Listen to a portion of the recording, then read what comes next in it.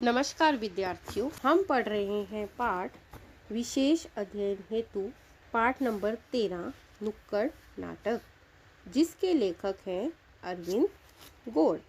अरविंद गोड़ द्वारा लिखित मौसम नामक नुक्कड़ नाटक आधुनिक जीवन की एक समस्या को प्रकाशित करता है। पर्यावरण को लेकर एक चेतना निर्माण करने का अब आपने प्रयास किया है। आज के ज़माने में पानी की समस्या ने एक भयानक रूप बना लिया है। पानी की कमी, हवा या ज़मीन का प्रदूषण, लोगों की लापरवाही, इन अनेक समस्याओं के प्रति मनुष्य को जागृत करने की कोशिश नुक्कड़ नाटक के द्वारा यहाँ की गई है। तो हमने पिछले वीडियो में दृश्य 1 गीत में 5 दृश्यों को पढ़ा था। आज हम भाग नंबर 2 गीत से नुक्कड़ नाटक का आरंभ करेंगे। तो सबसे पहले हम पढ़ते हैं भाग 2 गीत। बंजर सी ज़मीन, दूषित है हवा, पानी को भी हमने गंदा कर दिया। बंजर सी ज़मीन, दूषित है हवा, पानी को भी हमने गंदा कर दिया। मौसम बदल रहा है, यहाँ यह हो गया है, कभी तुम कहते हो वहाँ वह हो गया। मौसम बदल रहा है, यहाँ यह हो गया, कभी तुम कहते हो वहाँ वह हो गया। बात समझ ले, समझ ले, बात समझ ले, बात समझ ले, समझ ले, बात समझ ले। जो भी होता है तू ही तो बीज होता है, जो भी होता है हम ही तो बीज बोते हैं। अब हम पढ़ेंगे दृश्य 6। 1, इतना परेशान क्यों लग रहा है? 2, क्या बताऊं, खेती करने के लिए मैंने अपना घर बेच दिया। उससे जो पैसे आए उन पैसों को लेकर शहर गया और अच्छी फसल के लिए कीटनाशक दवाइयाँ लेकर आया। उससे भी कुछ फ़ायदा नहीं हुआ। बारिश तो समय पर आती नहीं। लगता है कहीं गलत निर्णय तो नहीं ले लिया मैंने। 3, सुन, ट्यूबवेल क्यों नहीं लगवा लेता? 2, ट्यूबवेल लगवा लूँ तो लूँ, लेकिन बिजली आए तब ना, और पानी का स्तर भी तो कितना नीचे चला गया है। तो क्या करेगा तू अब? और तेरे हाथ में ये छाले कैसे पड़ गए? 2, मैंने सोच लिया है, मैं भी जल्दी फसल उगाने के लिए बाकी किसानों की तरह ज़्यादा से ज़्यादा कीटनाशक डालूंगा।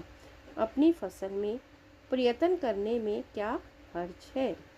3, पागल मत बन, भूल का गया कमलेश को यही सब इस्तेमाल करने की वजह से उसके हाथ जल गए थे और आर्थिक हालत भी खराब हो गई थी।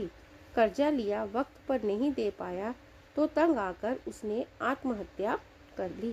जरा सोच, अगर तुझे कुछ हो गया तो तेरे परिवार का क्या होगा, बच्चों का क्या होगा? लेकिन मैं करूं तो करूं क्या? कभी बाढ़ आ जाती है, कभी सूखा पड़ जाता है, कभी तूफान आ जाता है। अगर यह बारिश समय पर हो जाए तो हमारी आधी मुश्किलें हल हो जाएंगी। दृश्य नंबर 6 में जो है लेखक ने बताया है कि किस तरह से आजकल खेती करते समय किसान जो है वो किसका उपयोग कर रहे हैं? कीटनाशक दवाइयों का उपयोग करते हैं।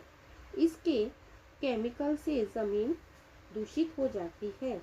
ऐसी खेती से निकली हुई फसल, फल, सब्जियां खाकर लोगों को अनेक प्रकार की बीमारियां हो रही हैं और कभी कभी खुद भी किसान केमिकल का इस्तेमाल करने से स्वयं भी क्या हो जाता है, अंग को कष्ट पहुंचाता है, या वो कोई अंग जो है जैसे हाथ है उसके क्या हो जाते हैं, जल जाते हैं, और कभी आर्थिक हालत जो है वो क्या हो जाती है, खराब हो जाती है और मजबूरन फिर उनको आत्महत्या जो है वो कर लेनी पड़ती है।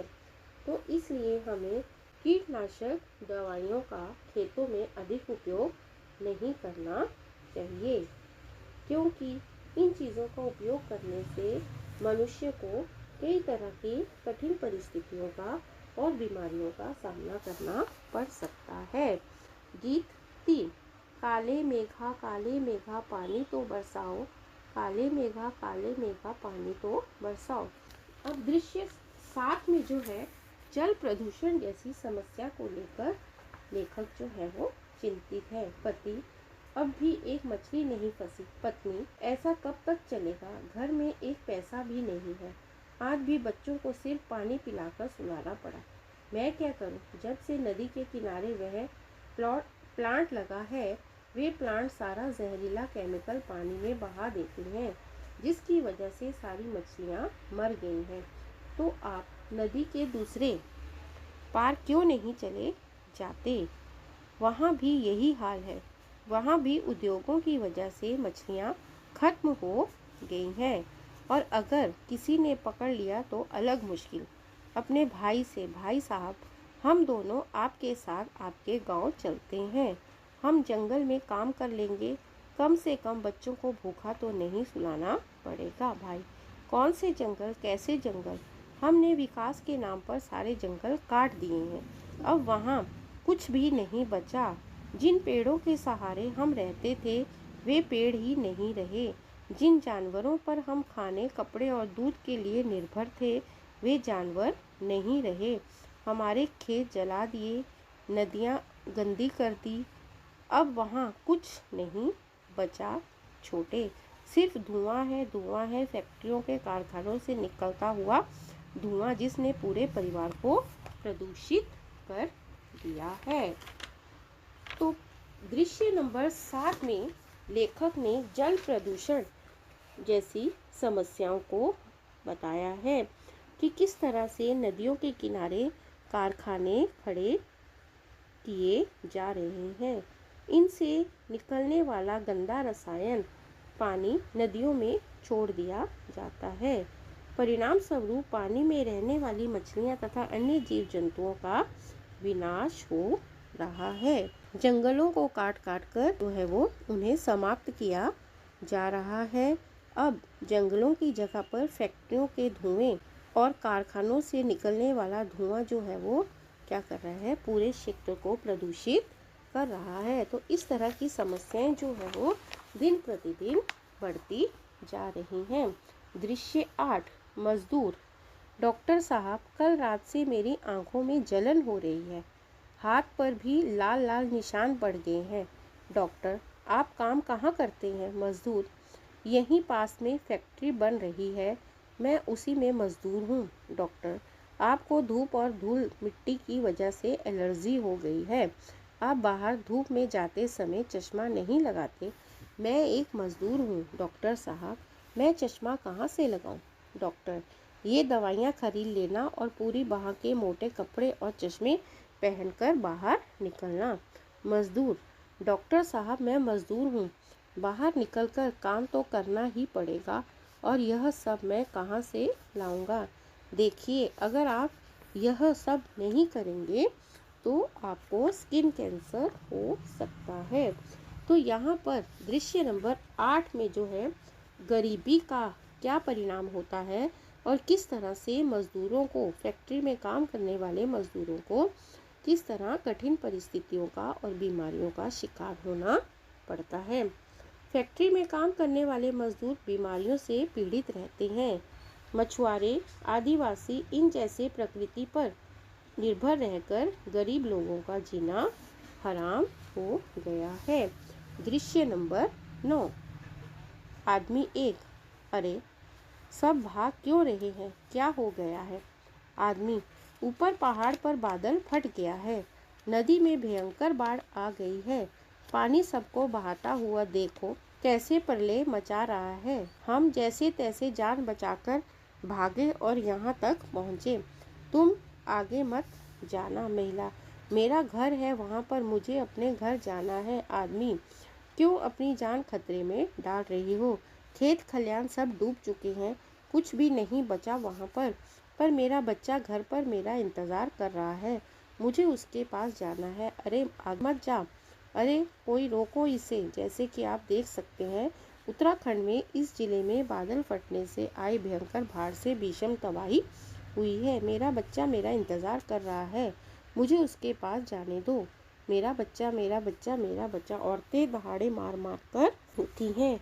पहाड़ी प्रदेशों में बादल फटने से भयंकर बाढ़ से भीषण दृश्य जो है वो देखने को मिलता है।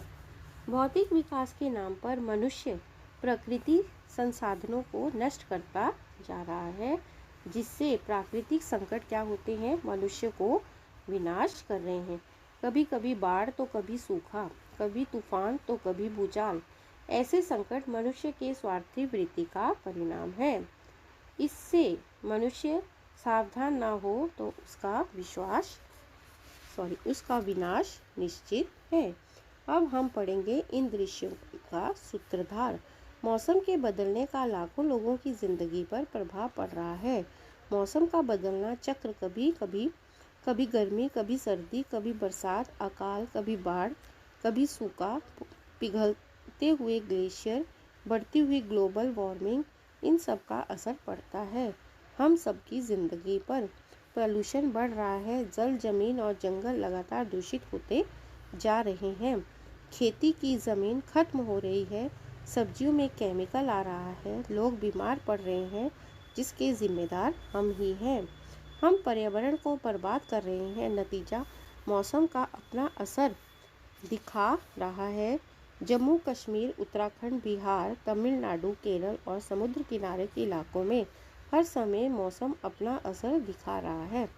अमीर आदमी ताकतवर, अमीर प्रकृति के संसाधनों का दोहन कर पर्यावरण को खतरा पहुंचा रहे हैं।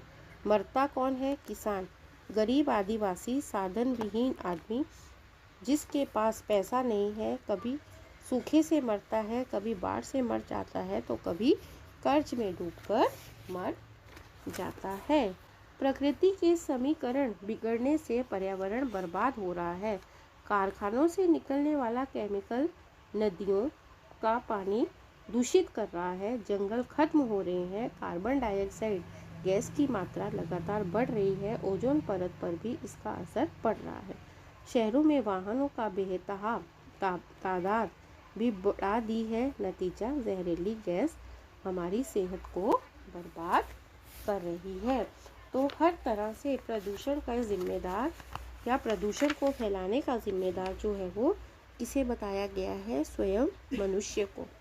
मनुष्य जो है वो पर्यावरण को सुरक्षित नहीं रखता है, जिसके कारण से मनुष्य को ही कई तरह की कठिन परिस्थितियों का सामना करना पड़ रहा है।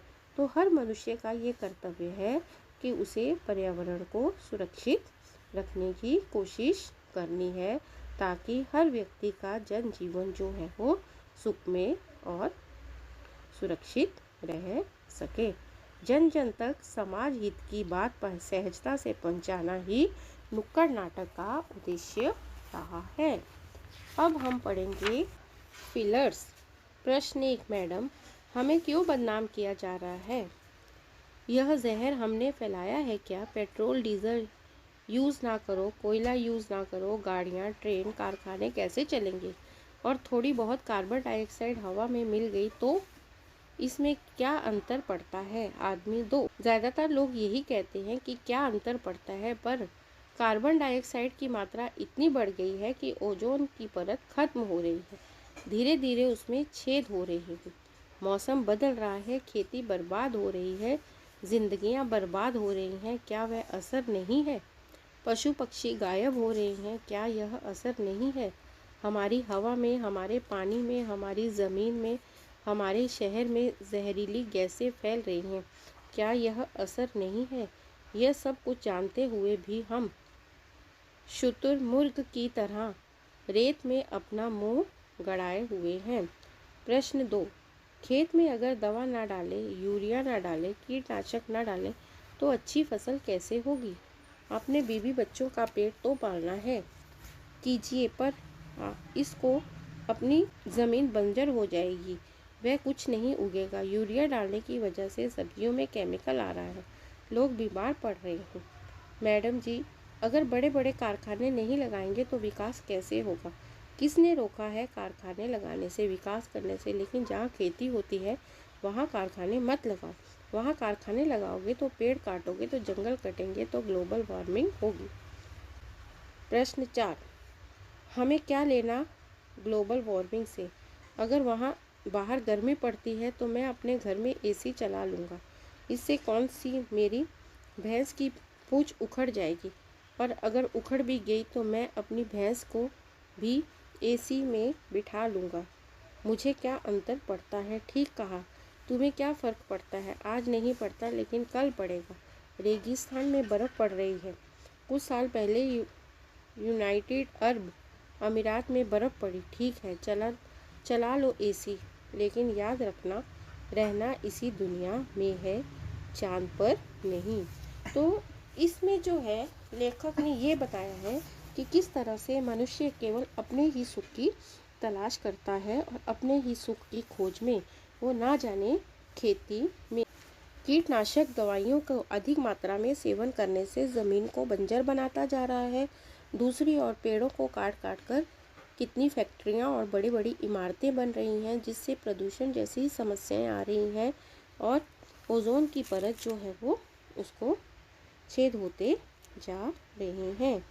इसके अतिरिक्त ग्लोबल वार्मिंग जैसी समस्याओं का सामना मनुष्यों को करना पड़ रहा है। लेकिन मनुष्य तो केवल ये सोचता है कि मैं गर्मी से बचने के लिए एसी का प्रयोग करके अपने जीवन को सुखमय बना सकता हूँ, मुझे किसी से क्या लेना देना है। लेकिन बाद में इसी का बुरा प्रभाव जो है वो मनुष्य को भोगना पड़ता है। प्रश्न 5, फला के 20-20 एसी हैं तो लोगों को क्या फ़र्क पड़ता है? वे अपनी स्विमिंग पूल का पानी रोज़ बदलते हैं। उनके घर में 3-3 गाड़ियाँ हैं, एक उनके लिए, एक उनकी बीवी के लिए, एक उनके कुत्ते के लिए। पैसा है तो खर्च तो करेंगे ही। आप ऐसा खर्च कर सकते हैं, लेकिन नेचुरल रिसोर्स को खर्च करने का किसी को कोई हक नहीं बनता।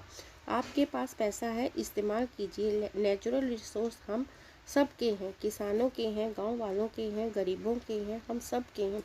उसे बर्बाद करने का किसी को कोई हक नहीं बनता। फ़र्क पड़ता है साधन विहीन लोगों को, फ़र्क पड़ता है उनको जिनके पास कुछ नहीं है। ज़्यादातर लोग ये समझते हैं कि गैस, तेल, कोयला बहुत सारा है, कभी ख़त्म नहीं होगा। पर गैस कितने साल चलेगी? कोयला कितने साल चलेगा? पेट्रोल डीजल कितने साल चलेंगे? आने वाली पीढ़ियों को हम सब मिलकर अंधे युग में धकेल रहे हैं। क्या चाहते हैं लोग? पानी के लिए युद्ध करें, ऑक्सीजन के सिलेंडर के साथ चलें, खाने के लिए एक दूसरे को नोच डालें। प्रकृति से खेलकर हम बर्बाद कर रहे हैं खुद को, आने वाली पीढ़ियों को। मेरी फैक्ट्री है दवाइयों की, अब मैं अपनी फैक्ट्री का वेस्ट कहाँ डालूँगा? यह समुद्र बहुत बड़ा है, वहाँ पर सब कुछ डाइल्यूट हो जाता है, लाखों मछलियाँ मरती हैं। इस समुद्र के सहारे जीने वाले मछुआरे बेरोजगार हो जाते हैं, पशु पक्षी मर रहे हैं, गायब हो रहे हैं, क्योंकि हम समुद्र को प्रदूषित कर रहे हैं, पेड़ पौधों को काट रहे हैं। आपको फ़र्क नहीं पड़ता क्योंकि आपको कारखानों से पैसा मिलता है। उनका फ़र्क पड़ता है जो बेजुबान है, वह जानवर जो बोल नहीं सकते। तो यहाँ पर लेखक ने मनुष्य को प्रकृति से नेचुरल रिसोर्स जो है उनका इस्तेमाल सही तरीके से करने का सुझाव दिया है, क्योंकि मनुष्य जो है अपनी सुख सुविधाओं के लिए फैक्ट्रियों का प्रयोग कर रहा है और उसका वेस्ट जो है वो समुद्र में डाल देता है, जिससे समुद्र में रहने वाली मछलियों को और मछलियों के सहारे जो लोगों को रोज़गार प्राप्त होता है, उनका रोज़गार जो है वो समाप्त होता जा रहा है। लेकिन मनुष्य की सोच ऐसी है कि उससे उसको कोई फ़र्क नहीं पड़ता। हाइड्रो प्लांट नहीं लगाएंगे तो बिजली कहाँ से पैदा होगी? हम शोर इसलिए मचाते हैं क्योंकि आप लोग बहरे हैं। हम लोग शोर मचाते हैं उन लोगों को सुनाने के लिए जो लोग सुनाना नहीं चाहते। क्यों हम सोलर प्लांट नहीं लगा सकते? सोलर प्लांट इतने महंगे क्यों हैं? वे लोगों की पहुंच से परे क्यों हैं?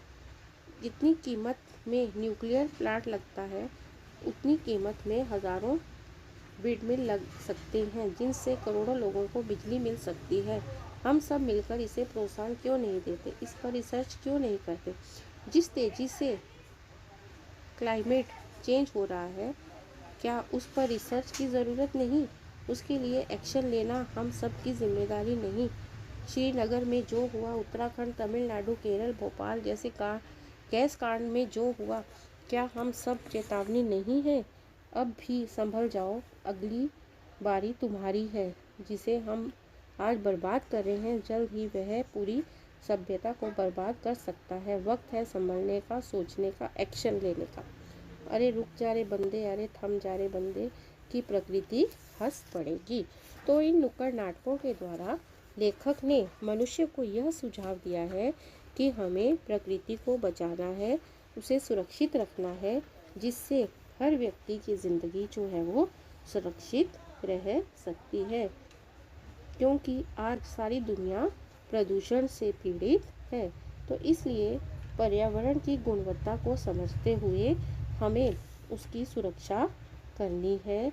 इन नुक्कड़ नाटकों के माध्यम से लेखक ने मनुष्य को और आने वाली पीढ़ियों को यही संदेश दिया है कि हमें पर्यावरण को सुरक्षित रखना है और उसके गुणों को पहचानना है।